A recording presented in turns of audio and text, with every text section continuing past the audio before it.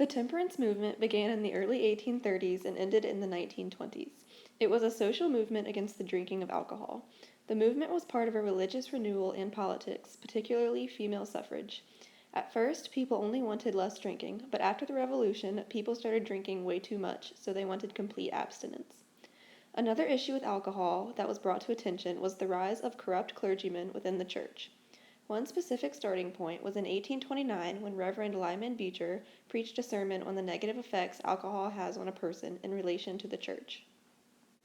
Many groups were formed to fight against alcohol. By 1830, around 6,000 temperance groups had been formed within the U.S. One of them, the American Society for the Promotion of Temperance, was interdenominational, meaning it had many denominations of churches. The largest was the Church of New England Temperance Society. The first organizations were formed in Ireland. Then they spread to Sweden and Norway, and then the United States got involved as well. The two most prominent American groups included the Anti-Saloon League, or ASL, and the Women's Christian Temperance Union, or WCTU. Both are extremely motivated and determined groups who eventually got what they wanted. The WCTU was led by Frances Willard, who also later fought for the social equality of women. The people who pushed for it the most were the women because they were tired of their husbands always being drunk and not providing for their family. One of the most famous leaders of the temperance movement was Carrie Nation. She hated alcohol so much because her first husband was an alcoholic. They had a daughter who had mental disabilities, and she always blamed them on his drinking problem.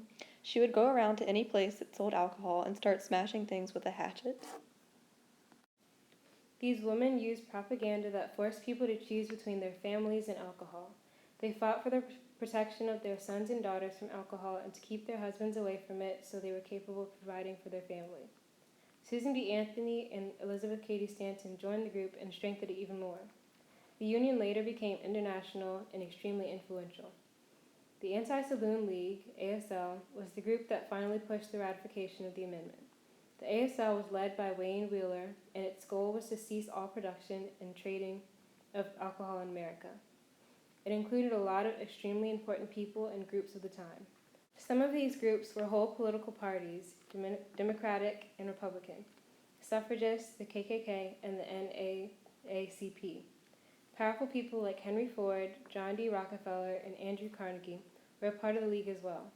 If the government didn't listen to the people before, they definitely would now. The league pushed their ideas even more when the income tax amendment was ratified in 1913. Because the government no longer had to depend on alcohol taxes. During this time, America was headed towards joining World War I, so there was tension between Americans and German Americans who'd been selling millions of gallons of beer.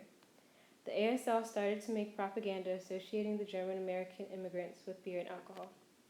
Some common pictures in cartoons pushing for temperance would often say things like, "Liquor makes alcohol, alcohol makes poison," and "Which gets your vote, mother or the saloon?"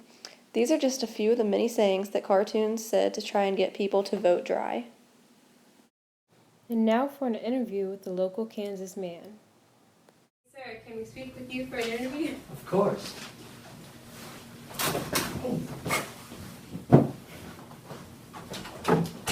Just have a few questions to ask you about the temperance movement. What is your view on the drunk men behind you? Oh, these men? I think it is ridiculous that men like these walk around society all day, never seen without a drink in their hands. The movement and progress of our nation, following our Second Great Awakening, is being halted by men like these two buffoons, and they're not setting a good example for their children. How do you feel about the anti-saloon movement? I am strongly supportive of this movement. This is a perfect time for reform, beginning with a change in the men of our nation.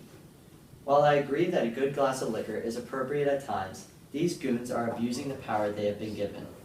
The destruction of these saloons is not what I am supporting. I am calling for a change in the availability of the saloons. A change in the amount of hours that they are open is a good way to stop the alcohol abuse. Your business, the finest carpet cleaners in Kansas. Is your success altered or hindered by drinking men on the job? The success and wealth of my business gives me some luxuries. The first man who I see drinking on the job will be removed. My workers are paid well, and no one in their right mind would risk their salary for some gin. Many men do not have this opportunity. How are you being treated by the men you encounter every day? Many men respect my views and opinion on the issue. More men, however, are bashing not only my ideas, but also my personal well-being. Constant attacks on my family and myself are beginning to get old. Being one of the few men who support the temperance movement and the abolition of alcohol, I do receive a fair share of neglect and persistent hatred from my peers.